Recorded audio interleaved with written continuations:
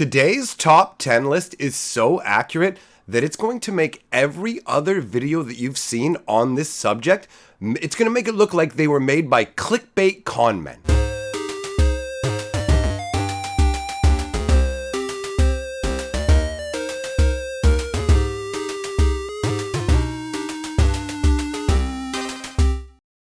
Greetings, owners of fine luxury cardboard rectangles, and welcome to my video on the top 10 worst legendary creatures in Magic the Gathering. Now, before we dive in to this list, I just want to do a little public service announcement for the people in the comment sections, specifically for the maniacs and for the people interacting with the maniacs. So, just so you know what we're talking about here, I'm going to toss a comment up on the screen that was left on my video here, basically just wishing death upon me, clearly.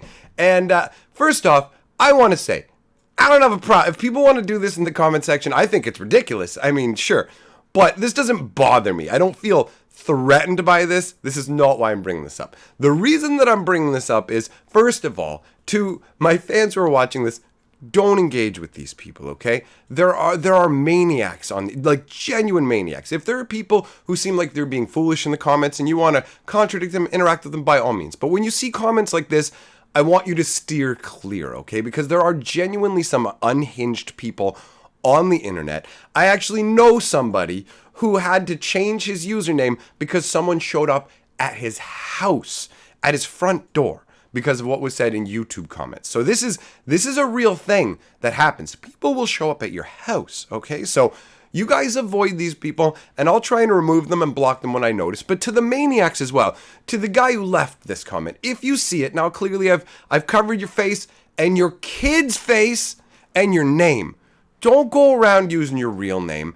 Don't, and for the love of God, if you're going to leave comments wishing death on people and be that level of insane in the comments, don't use pictures of you in real life. It's really easy for people to track you down, and it's really easy for you to just set up an anonymous account so you can do this venting or whatever it is you're getting out of your life by doing this. Because it doesn't affect me more than going, yeah, okay, quick, just mute you on the channel, because clearly you're out of your mind. And that way you can type those in the little negative zone where nobody has to see it. But anyways, I don't want to go on over long about this.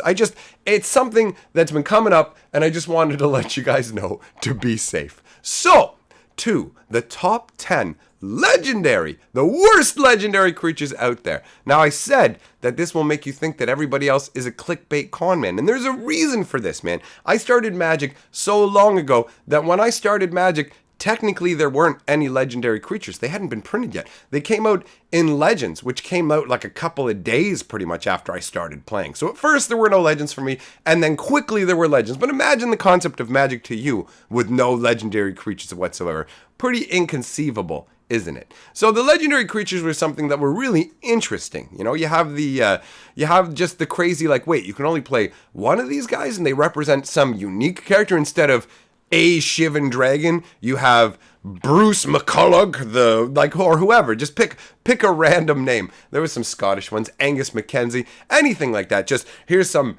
epic individual.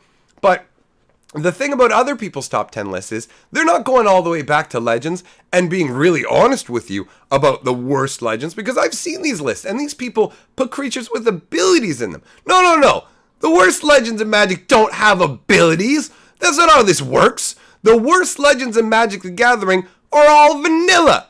And there's a bunch of them. They're terrible. So let's dive right in with number 10. And in all honesty, truthfully, you can move these all over the place. The only one that stays at number 1 is the one that I've put there. The rest, move them around if you want. Because in all honesty, what's the difference? So we're starting out with Barktooth Warbeard. 7 mana, 4 colorless, 1 black, 2 red to get a 6/5 with no abilities, and you can only have one of these guys out. That's it. He is devious and cunning in both appearance and deed. Beware the Warbeard, for this brute bites as well as he barks. And look at, it's just a dude with a beard and a sword off to the side. I'm Barktooth Warbeard. Now you gotta be wondering, how did these even come to be? Well, back in the day, when Magic was in its infancy, Legends was actually put together by a bunch of Dungeons and Dragons players, and they decided they wanted to include their Dungeons and Dragon characters in Magic the Gathering. I think that is amazing. That's so much fun. Wouldn't you want to do that if you were playing back then? Be like, I can literally make my character That's insane. So that's what we're looking at here. That's why they are terrible, because it's not about making an epic card. It's about them picking something that matches their Dungeons and Dragons character. That's why Barktooth Warbeard is black and red, because the person who played Barktooth Warbeard in D&D felt that were the flavor, the colors that aligned with his Dungeons and Dragons character. Very interesting. Number 9 is, oh look, it's another vanilla creature. What do you get here? 2 white, 1 blue, 4 colors for a 5/5. Sign me up. Mightiest of the Cat Warriors, Jedit O'Jannon forsook the forests of his tribe and took service with the Rohirrim mercenaries, rising through the ranks to lead them in the battle for Efavra. And they actually redid Jedit, and they did him as Jedit from Efavra, because people actually really like this guy. That's the cool thing about these legends is, even though they're the worst, there's people who love these, okay? I have my own pet favorite who actually, he doesn't go on the list. I could have included him on here, but no. And he's just vanilla. We'll talk about him at the end because he's a special case. But anyways, everyone has their own flavor choices that they love. Jedit O'Jannon ended up as Jedit of Efavra as well. And that is a way better version. He makes Cat Warrior tokens. He's beefy. And he looks pretty, honestly, he looks pretty pimp. I enjoy the contrast of the Cat Warrior there. He's standing in front of like the plains and the wind's just whipping his hair off the side. He looks very, very fierce. He looks actually a lot tougher than Barktooth Warbeard. And it's really interesting to note that because these characters are aligned the way that the Dungeons & Dragons character creators made them instead of like technical magic flavor, this Cat Warrior is white-blue, which makes no sense. You'd expect to see cats in green and black. So there is that, which is interesting as well. Number 7 is Gerard of the Closed Fist. 3 colorless, 2 green, and a red for a 6/5. Once the Order of the Closed Fist reached throughout the Cabrian Highlands, now Gerard alone remains to uphold their standard. I love this, man. I actually had Dungeons & Dragons characters who were the last of their kind. Basically, it's like they were away. Like, I had a dude who was part of an order of knights that fought dragons, but the entirety of the order got wiped out while this little, aspiring squire, who's my character was off on some errand. And he comes back, and they're all gone. And then his life quest becomes to restore the order to glory and take down the dragons. And that's this kind of feel. I absolutely love it. And the artwork's fun too. I mean, you can see right there on the shield, he's got that closed fist, that gigantic like halberd going on, and he's riding some kind of armored horse. I love that those crazy helmets where it only has a tiny little visor, and it looks almost too high up for him to be able to see through it. I genuinely enjoy the flavor of this. Let's see, what do we got next? We've already been through all right, so that was number 6. Number 5 is Lady Orca.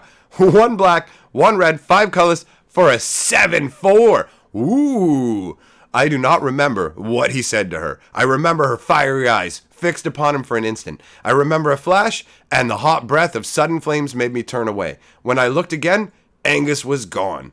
A wayfarer on meeting Lady Orca. It makes me wonder if Lady Orca actually took out Angus Mackenzie, the magic card, because he's only like 2/2, right? He's actually a really cool legend, though. He's good. He's not on the jank list. That's the thing about legends is they had really amazing legends and really, really awful ones. Lady Orca looks really weird, too. She's got blue skin, and what is along the side of her head? It always felt to me like she had some kind of like Star Trek space gear on her head. It felt weird, but I enjoy the way that the artwork is all over the place. And in terms of like what is happening at the bottom of her, she's all blue and she's shifting off into red and whatever. I enjoy artwork that leaves you wondering sometimes what the deal is with it. And oh wait, she was only number 4, wasn't she? That would make her number 6. Barktooth was 10. Jedit was 9. Gerard is 7. She's 6. Jasmine Boreal is number 5. And speaking of artists that I like and artwork that's crazy, I find Richard Kane Ferguson, not particularly with this piece so much, but with a lot of his artwork, it's kind of curious what's going on in there. It's like, what is he depicting? But either way, he has a very, very specific style of artwork that stands out a lot to me. I absolutely love it. And Jasmine Boreal is a very, very underwhelming card. It's like 3 colors, a white and a green for a 4/5. Peace must prevail, even if the wicked must die. And the flavor text isn't that exciting. I mean, it's pretty crazy that when humans are regularly 1/1, for a human chick to be 4/5, that's incredibly beefy. I always loved this card for the artwork, but overall, out of the vanilla legends, this is one of the more disappointing ones because the weakness of it. I mean, when you get down to some of the weaker ones, they get really disappointing. This one's just lower on the list because I genuinely enjoy Richard Kane Ferguson's artwork, and because, I mean, the list isn't perfectly ordered because it doesn't matter, really. What's the difference? What's the difference between that and Savitri Scarzum, the next one on the list here? 1 blue, 1 black, 5 colors for a 6/4. So the same stats as like a crawworm, but it costs more, and you have to be playing 2 colors. Savitri Scarzum has some crazy artwork, though. This chick is wearing, like, virtually nothing. Like, I don't even know if she has, like, anything on, and she is straddling that sea dragon. This is some weird artwork, but it's actually really, really nice artwork, too. This is really cool. And even the brave have cause to tremble at the sight of Savitri Scarzum. Who else has tamed Scarzum's dragon? And there's a whole bit of lore, actually, that ties into somebody trying to summon up Scarzum's dragons much later on, which is interesting. I enjoy that. There's all kinds of cool lore tied into the history of the creatures from Legends. But this one's pretty epic with the artwork. I like the artwork a lot on this one, but overall, 7 mana for a 6/4 when you're dealing with crawworms and stuff it's just dreadful. Just dreadful. Speaking of dreadful, guess what's next? Guess what's next, guys? Another vanilla card. Lady Orca! Wow. Not Lady Orca. We did Lady Orca. Lady of the Mountain. Lady. All right, there we go. Whatever. Lady Terrible. The Lady of the Mountain. 1 red, 1 green, 4 colorless. Her given name has been lost in the mist of time. No, it hasn't. Her name's Lady Orca. Legend says that her silent vigil will one day be ended by the one who, pure of heart and spirit, calls out that name again. This has that interesting Richard Kane Ferguson artwork. It's hard to figure out exactly what kind of expression she has on her face there. I like the mountains and everything in the background. Her robes look gigantic, and she's got that weird mystical artifact in her hand. But I do like the idea of a lady of the mountains. Her name has been lost to time. So this one's actually not that bad flavor-wise. But, I mean, just, you got to pay that much for a 5/5 in green and red, where you have just better options. Just better options. And speaking of weak trash, you got Torsten von Ursus. 2 green, 1 white, 3 colors for another 5/5. This guy is like, and this one's higher on the list because unlike the flavor of the Lady of the Mountain, he's like, how can you accuse me of evil? Though these deeds be unsavory, no one will argue good shall follow from them.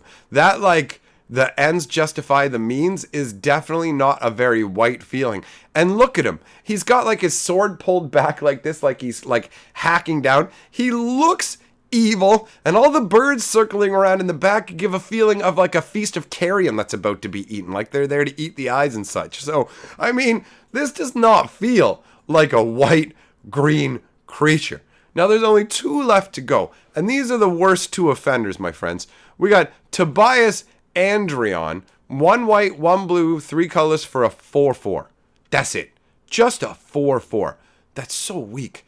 Administrator of the military state of Sheolton, Tobias is the military right arm of the empire and the figurehead of its freedom. It doesn't even make sense why he is a 4/4. Like he would have abilities that would affect other creatures and stuff because he's literally just administrator. He's the weakest of all these legends, the most vanilla. The artwork is really like bland to me in the color choice. It's like washed out and I don't really enjoy it. It doesn't do much for me. This card is a big fail.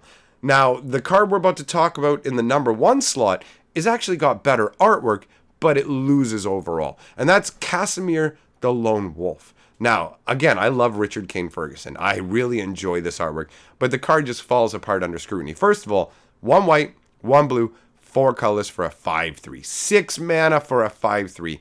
That's garbage. Secondly, he's called the Lone Wolf. So you go, what is it the wolf in the background? Is that Casimir? And is it creeping up on some dude? Is that what's going on? And it's like, nope, that guy in the front's supposed to be Casimir the Lone Wolf, and it looks like he's wearing a white wolf pelt, and he's with another wolf, which means if he's a wolf, he's not the lone wolf. He's with another wolf. And then you read the flavor text, and it goes, popular indeed is the tale of how Casimir was once a holy man who renounced his order to take up the sword. That's an axe. He's got an axe there, like a big old axe in his artwork. And then it says, but this tale is no more likely than any other. Of course not. Nope, he's not the lone wolf. He didn't take up the sword. He's got an axe. It drives me insane. And on top of that, out of all the legends, this was the one that it was most obvious was terrible to everybody. Because if you look at it beside Juggernaut, which was a heavily used card because people could easily get it out on the back of a first turn Sol Ring, second turn Juggernaut, or Mishra's Workshop and second turn Juggernaut, and you'd be facing a 5/3. So Juggernaut is 4 colorless for a 5/3. It does have to attack every turn, but it also has the bonus of not being able to be blocked by walls, and it's 4 colorless. So Casimir costs an extra white and a blue, so you can only play him if you're playing white-blue, and it just removes the can't be blocked by walls and has to attack every turn from Juggernaut. It's absolute trash, my friends. Absolute trash. So that is the top 10 truly worst legends in Magic the Gathering. Don't let anybody else tell you otherwise. Now, I said I would tell you about the one that could have gone on the list, but doesn't go on there because it's my pet card, and that's Sir Chandlar of Everbaron. I love that dude just for the flavor of it. He's 1 green, 1 white, 4 colorless for a 4/7. That's terrible for a mana cost. I give you that. I totally give you that. But I loved the fact that he was just a dude. Crawworm was a 6/4, essentially like a forest dragon almost, without wings, that would come crashing through the forest. And Sir Chandlar could just walk out and be like, "What's up, Crawworm?" And he could fight it and win. And he would limp away, but he would survive. And that felt so epic to me because Crawworms won me a lot of games. My first deck had 16 Crawworms or 16 to 20 Crawworms and like 8 to 10 Sol Rings. It was absurd. So the flavor of that was epic to me. So, I mean, technically you can lump him in there if you want, guys. But for me, he doesn't go on the list. Now, let me know what you guys think in the comments, and we will check in with the 6-color magic. Hey, Perp fam, it's your boy Lettuce. You know what it is. And together, we're the 6-color magic. And now we roll the Golden Scroll, welcoming the newest member of the Golden Lords of Purple, Philip Long. Thanks for getting on board and joining up. Now, what would you guys like to do next? Would you like some lore? Or I'm gonna let YouTube make a recommendation for you. Let's see what you pick. And I'm history, baby.